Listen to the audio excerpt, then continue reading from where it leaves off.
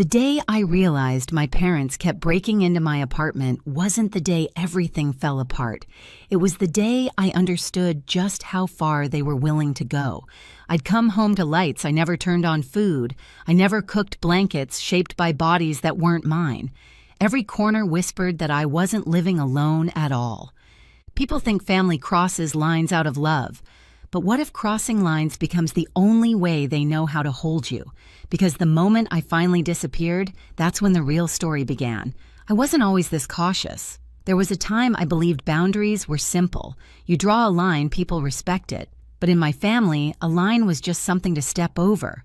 Maybe that's why at 29 I still flinched when my phone lit up with my mother's name, or when my father's voice slipped into that soft, guilt-laced tone he used whenever he wanted something quietly surrendered.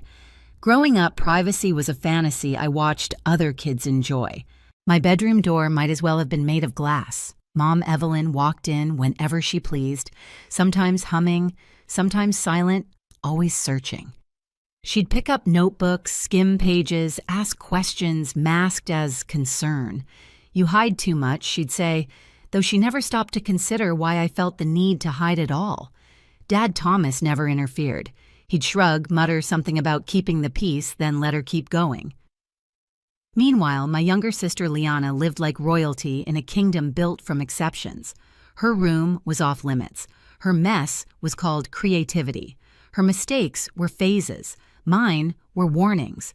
Ours was a house with two sets of rules, one lenient, one suffocating, and I grew up knowing exactly which set belonged to me. So when I finally moved out into a one-bedroom apartment overlooking the Denver skyline, I thought I'd crossed some invisible threshold into adulthood. I bought my own dishes, arranged my bookshelf the way I liked, hung soft string lights that made the evenings feel calmer than anything I'd known. I breathed differently there, slower, deeper, as if my lungs finally trusted the air around them. But that peace didn't last long. The first time Mom let herself in, she acted like it was a surprise visit, carrying groceries she never asked if I wanted. She put on an apron she pulled from her purse, and started cooking like she'd been waiting all week for the chance. Dad settled onto my couch, claiming he just wanted to see the view, though his eyes kept drifting to my mail on the counter. I told myself it was a misunderstanding, an overstep she'd correct once I explained. But explaining to my mother had never changed anything before. It didn't now. Then came the smaller violations. Containers moved. Clothes I hadn't worn in months, suddenly in the laundry basket. A faint imprint on my pillow.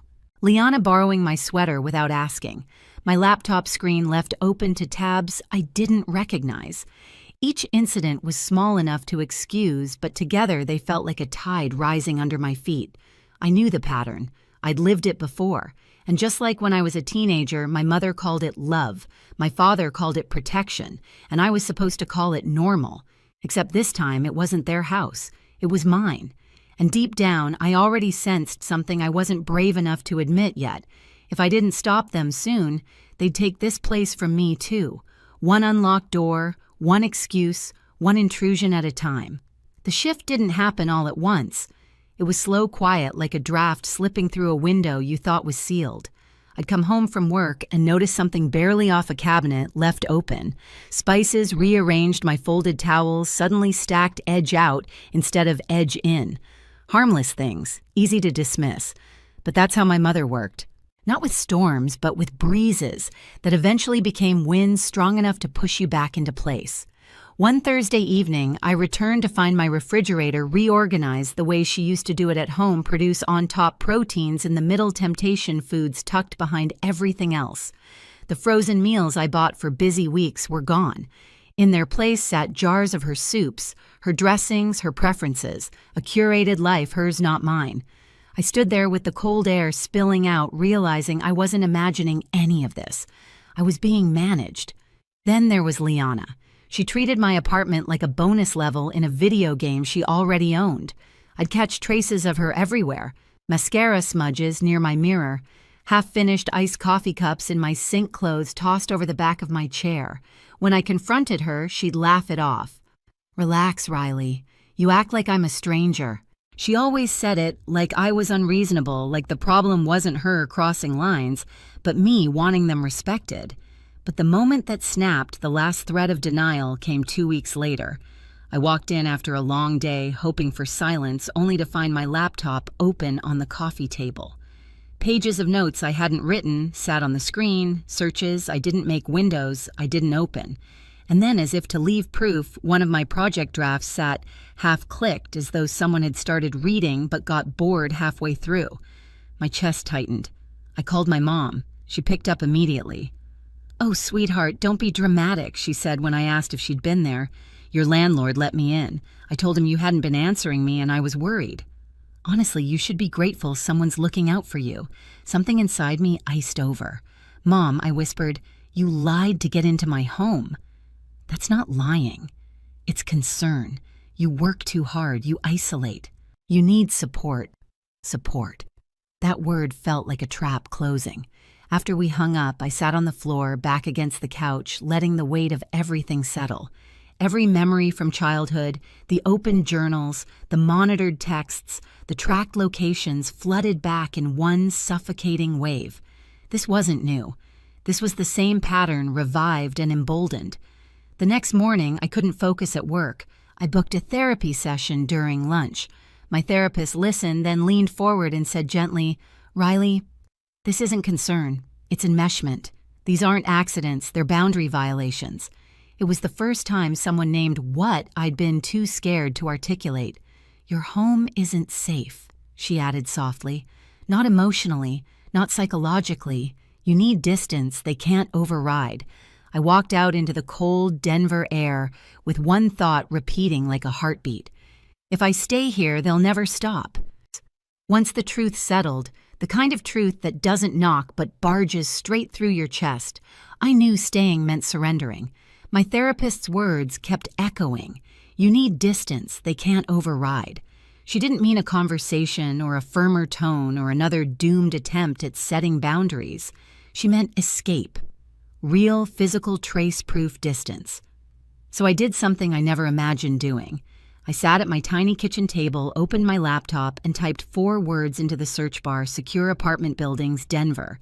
Scrolling through listings, I realized how small my world had been. I had spent years believing privacy was a privilege other people got to enjoy. But that night, for the first time, privacy felt like something I could choose. I found a building downtown, keycard access, staffed lobby cameras in every hallway, elevators that required authorization just to move. A place where no one could charm their way inside, not even my mother. I scheduled a tour for the next morning. The moment I stepped into the lobby, I knew. The warm lighting, the quiet hum of air vents, the polished floors reflecting the city lights. It felt like a place built for people who needed walls as much as they needed air. The leasing agent showed me a corner unit with tall windows and a locked balcony. I stood there, imagining a silence that belonged solely to me. I signed the lease before my fear could talk me out of it. The move had to happen in secret. No chance for my mother to guilt me, no space for Liana to turn it into a spectacle. Just action. Clean, irreversible action. Mara and Jonah offered to help the moment I told them, showing up after midnight with hoodies and gloves like we were planning a heist. "Tell me again why we're whispering," Jonah murmured as we taped boxes. "Because if they show up," I whispered back, "I won't be able to leave." We packed everything, clothes, books, kitchenware, quietly, methodically. I left behind anything that felt too recognizable. Mugs my mom bought for my own good sweaters, Liana claimed were hers, until she felt generous. Frames Dad insisted I hang to make the place feel like home. I wanted nothing they could claim. At 2 a.m, the moving truck rumbled softly outside. We loaded my life in the dark, each trip down the hallway feeling like a countdown. When the truck pulled away, I locked the door one last time and slid the emergency key my mother once waved like a badge into an envelope addressed to the landlord. No explanation. No forwarding address. At the new building, the night staff checked my ID, handed me a sleek black key card, and welcomed me by name. That small gesture felt like a quiet revolution. As I stepped into my new apartment, the door clicking shut behind me, one line formed sharply in my mind, so I moved without telling them. Not out of spite, not out of rebellion, but because disappearing was the only way to finally become visible to myself. For the first 3 days in my new apartment, I kept my phone on silent and turned face down. I let the world shrink to the steady hum of the building, the soft echo of my footsteps on hardwood floors, the unfamiliar comfort of knowing every sound inside these walls came from me and only me. I slept without jolting awake. I cooked without wondering who would rearrange my ingredients when I wasn't looking. It felt like oxygen I hadn't breathed in years. But peace in my family never lasted long. On the morning of day 4, I finally flipped my phone over. The screen lit up like a warning flare, dozens of missed calls, frantic texts, voicemails stacked with timestamps only minutes apart. My mother, my father, Liana. Even numbers I didn't recognize, likely neighbors from my old building. Riley answer immediately. "This isn't funny. Where are you? We're coming. Call us. Right now." And then Liana's post on social media, "My sister is missing. Please pray she comes home."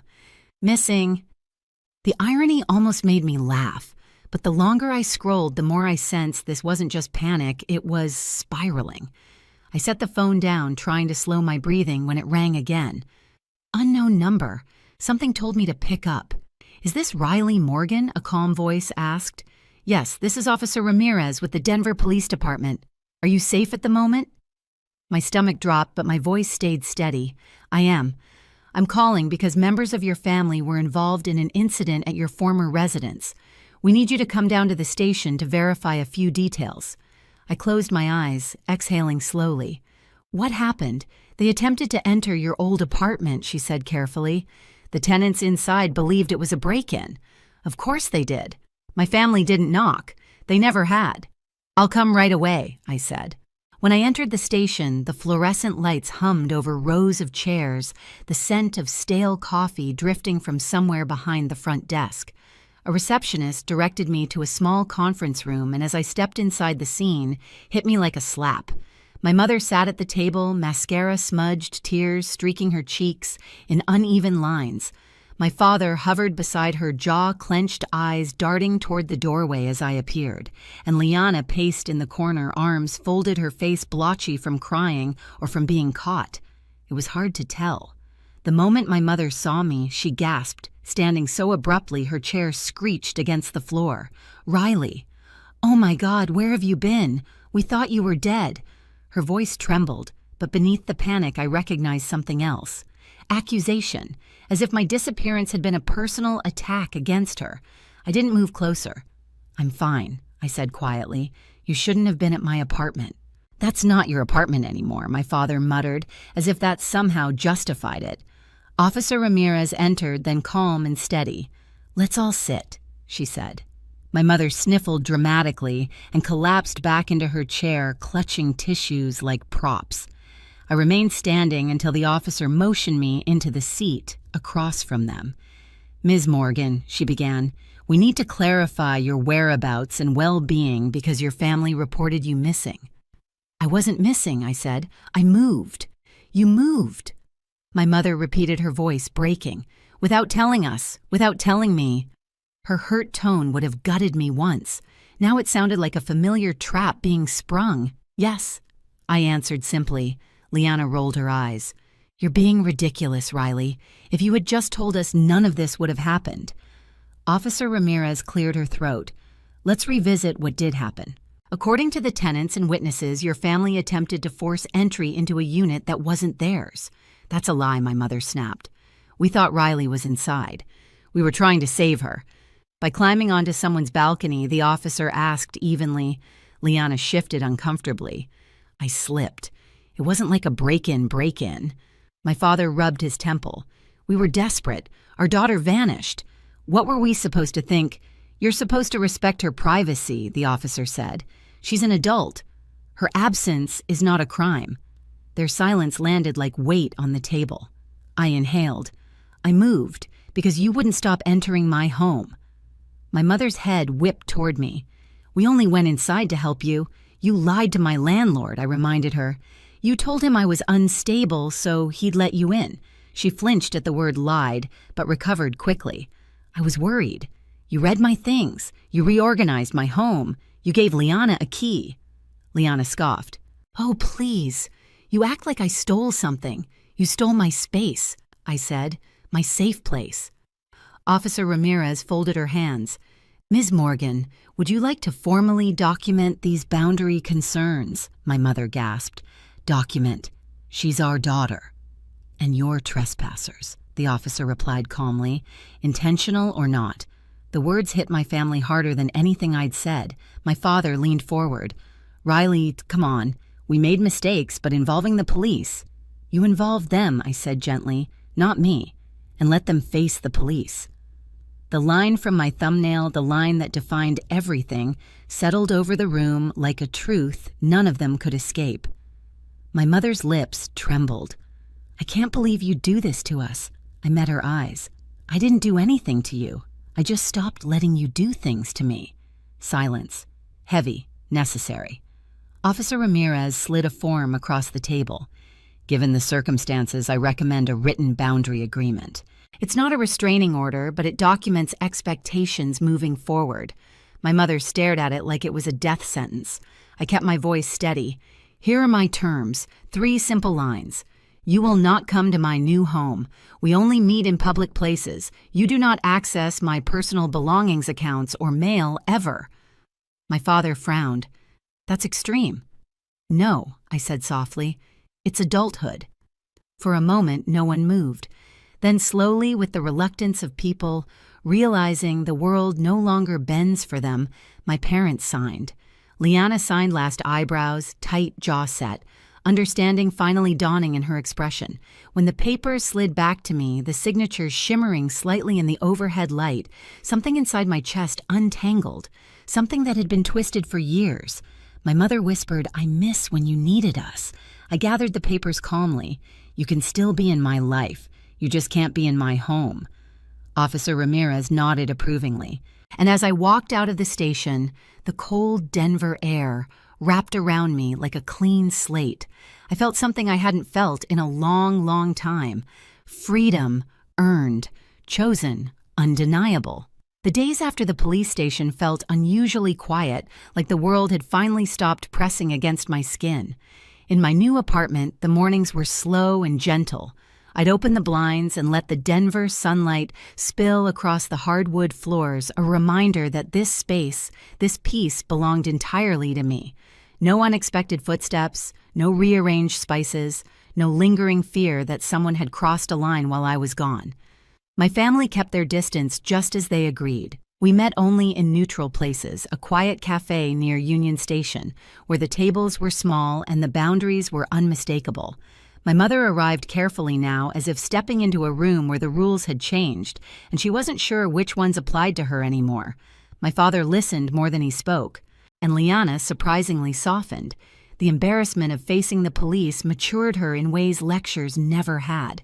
None of us pretended things were perfect, but for the first time they treated my space, emotional and physical, as something real, something valid. And as the weeks passed, I felt myself expanding into the life I'd pushed aside for years. I breathed deeper. I slept fully. I existed without bracing for impact. Sometimes, healing isn't loud. Sometimes it's the simple sound of a locked door staying locked. Looking back, leaving wasn't the punishment they always assumed it was. It was the first time I chose myself without apology. My family still exists in my life, just at a distance that finally lets me breathe. And if you've ever had to fight for your own space, for the right to feel safe in the place you call home, you're not alone. Share your story in the comments and subscribe if you want more stories like this.